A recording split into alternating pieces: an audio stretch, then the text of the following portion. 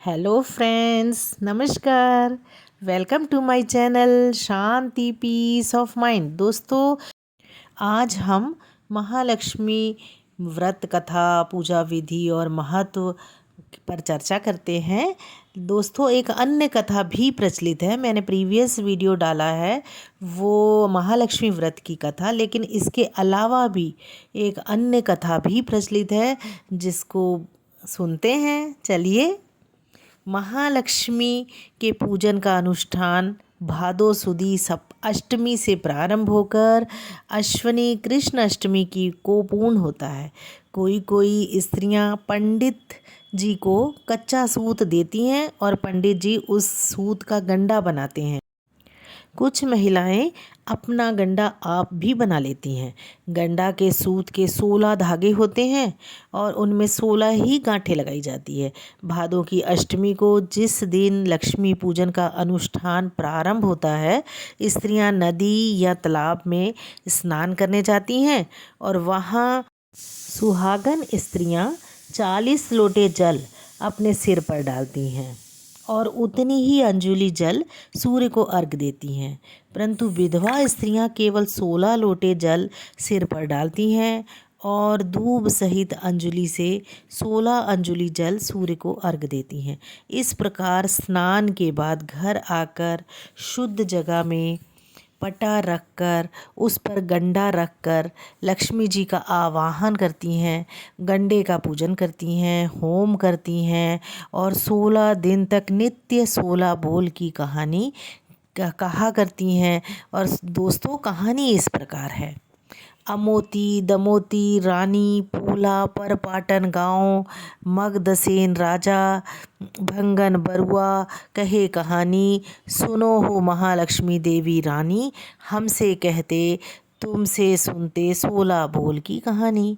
इस कहानी को 16 बार कहकर अक्षत छोड़ते हैं। कुंवारवदी अष्टमी को जब महालक्ष्मी का पूजन होता है तब 16 प्रकार का पकवान बनाया जाता है। मिट्टी का हाथी पूजा जाता है और उसी के पास वह गंडा भी रख दिया जाता है। अधिकांश पंडित इस पूजन को विधिवत करवाते हैं और लक्ष्मी जी की पौराणिक कथा कहते हैं। जहाँ पंडित जी नहीं पहुँच सकते, वहाँ स्त्रियाँ पूजन के अंत में ये कथा स्वयं कहती हैं। हाथी की कथा इस प्रकार है, चलिए सुनते हैं। एक राजा के 2 रानियां थी। एक के सिर्फ एक ही लड़का था और दूसरी के बहुत से लड़के थे। महालक्ष्मी पूजन की तिथि आई। छोटी रानी के बहुत से लड़कों ने एक एक लौंदा मिट्टी का हाथी का बनाया तो बड़ा भारी हाथी बन गया। रानी ने उस हाथी की विधिवत पूजा की, परंतु दूसरी रानी, जिसका एक ही लड़का था, चुपचाप सिर नीचा किए बैठी थी। लड़के के पूछने पर उसकी माँ ने कहा, तुम थोड़ी सी मिट्टी लाओ तो मैं एक हाथी बनाकर पूजा कर लूँ। तो देखो, तुम्हारे भाइयों ने कितना बड़ा हाथी बनाया है। यह सुनकर लड़के ने कहा कि तुम पूजन की सामग्री इकट्ठा करो, मैं तुम्हारी पूजा के लिए सजीव हाथी लेकर आता हूँ। उसका बेटा राजा इंद्र के यहाँ गया और वहाँ से वह अपनी माता के पूजन के लिए इंद्र का ऐरावत हाथी ले आया।